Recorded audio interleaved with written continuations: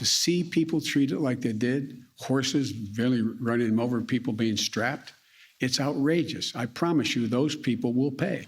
Our entire nation saw horrifying images that do not reflect who we are.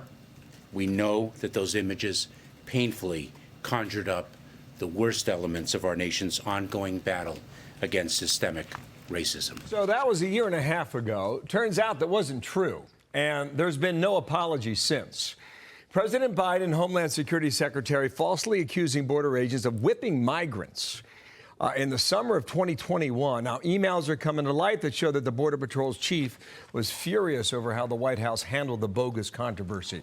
Cross-country host Lawrence Jones is here. Hello to you, sir. Good morning. I think one of these things here that was going around at the time is that the government is looking for a clarification as to whether or not we're going to investigate.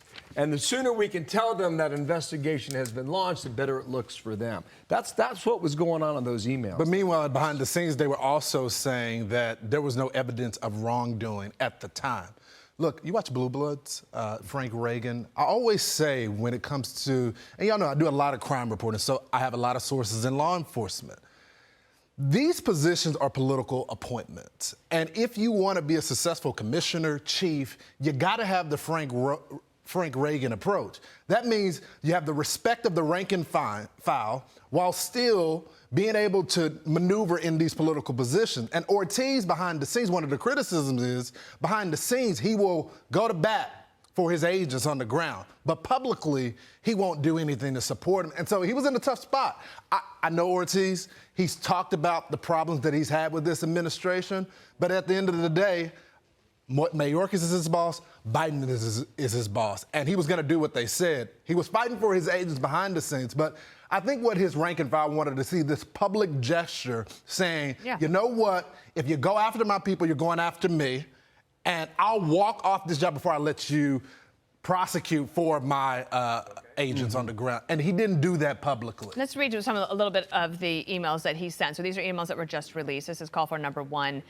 He said, there are great efforts occurring, and we aren't highlighting any of them. Every day, we are providing life-saving efforts to migrants under the bridge. Our agents are being assaulted, and we aren't saying a word. The bus contractors and pilots are dealing with Haitians escaping or trying to overrun drivers, and we stay quiet. Agents and pro staff are working 14-hour days in difficult conditions, nothing said. We have to change the narrative, or these stories will be the only story. Well, he's right. Yeah. That has been the case. Let me tell you something. Expect more documents and more comments to come out of Ortiz's office. I think he realizes that he now has the political will now with everyone talking about the border. Biden finally visiting the border. The president is on his heels as it relates to it. And I think he's tired of being beat up about this issue. So I think there will be more leaks about what's really going on at the border.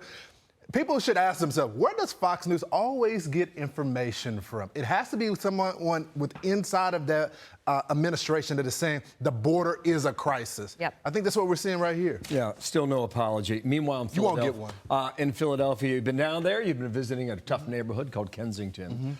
There's a new drug going around, and this was designed for animals, and human beings are taking it. Yeah, xylazine, also known as is a tranquilizer for animals. We started covering the fentanyl crisis about 4 years ago, but now they've introduced this new drug, Trank. And the problem with this is that the Narcan won't work on this drug. And they're trying all these different combinations to try to have some preventative measure. But if you take Trank, it will kill you.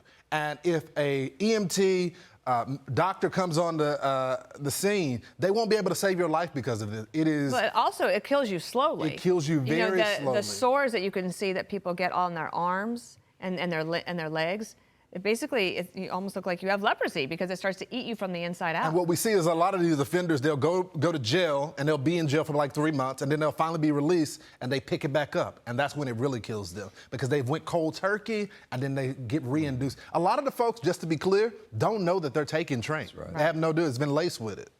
Strong stuff. See you at 10 o'clock Saturday night. Thank you so much. Thank you for being Cross here. country. And Lawrence good Jones. luck to your Cowboys. And good luck to your Bengals. Thank you very much. I know it's on your mind. I'm Steve Ducey. I'm Brian Kilmeade. And I'm Ainsley Earhart. And click here to subscribe to the Fox News YouTube page to catch our hottest interviews and most compelling analysis.